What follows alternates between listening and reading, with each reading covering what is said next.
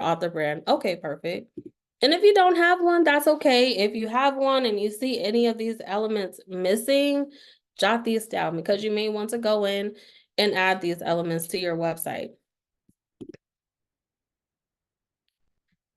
All right, so why is it important to have a dedicated author website? I think we need to talk about that first.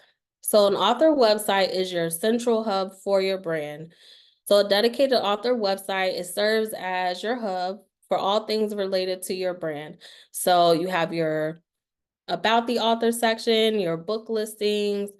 If you have a blog, which I recommend, and I'll explain why, your blog posts can go on there, any upcoming events that you have. So this helps you create a cohesive and professional online presence, excuse me, online presence that showcases your work and makes it easier for your readers to find information about you and your books. It also gives you a direct connection with your readers.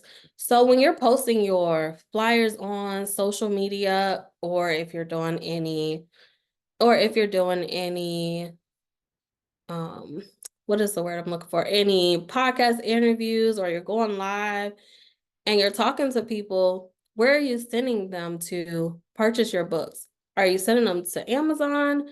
That's okay, but you want to build a personal connection with your author. So sending them to your website, you can get their email addresses. You can build that connection by adding them to your newsletter list. If you have new books coming out down the line, you'll already have their information to be able to send that information out. So once again, it builds a direct connection with your readers without relying on third-party platforms. I always say, if social media crashes, how are you going to connect with your audience, right? So you can create a mailing list, offer exclusive content, and engage with your audience through blog posts, newsletters, and updates. This direct line of communication helps you cultivate a loyal readership and maintain control over your interactions with your fans. Okay, so enhanced discoverability and professionalism. So yes, a well-designed author website enhances your discoverability.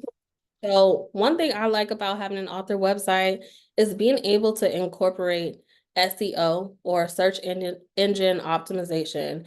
So if you have a blog, identifying like what keywords drives traffic to your website and implementing those keywords on your website.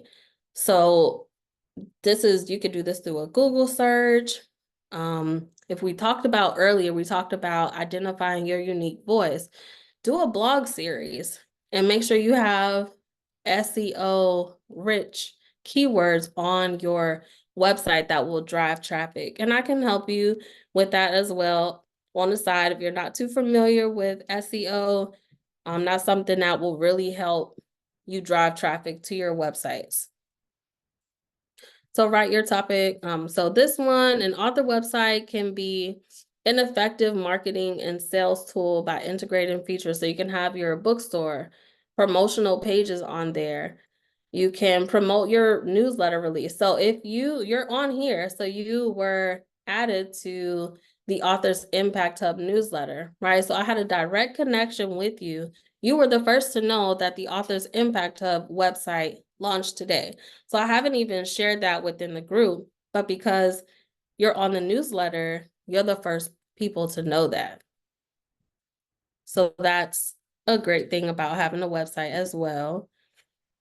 So then here are some key elements of a professional website.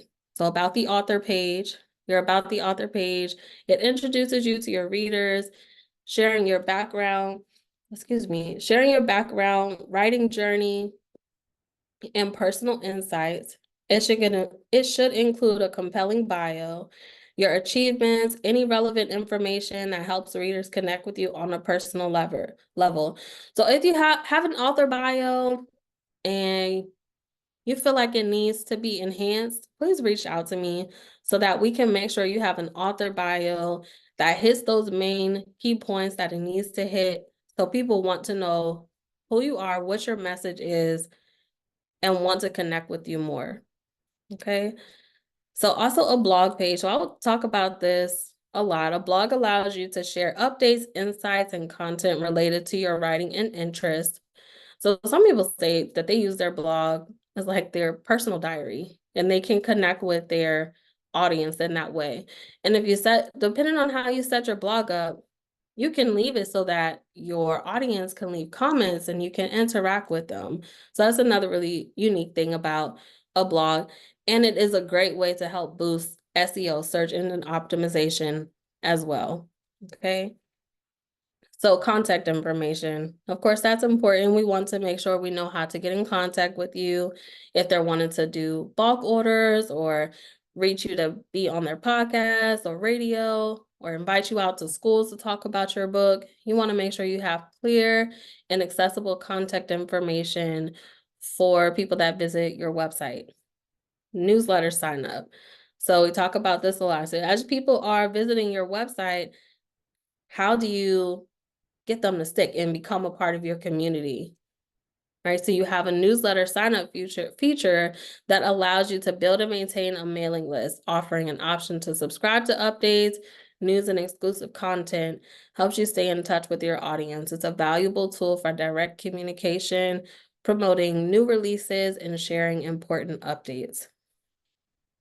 And okay, this should say the bookstore. All right, so with the bookstore, this is basically where people can go and purchase your books. Sometimes what people will do is have on their homepage, and I'll pull up a couple of websites that you can see. I'll do that at the end when we do Q&A, but sometimes they'll have it. So on the front page, if you have the new book that just came out, that book will be on your homepage, and then it can link you to your bookstore.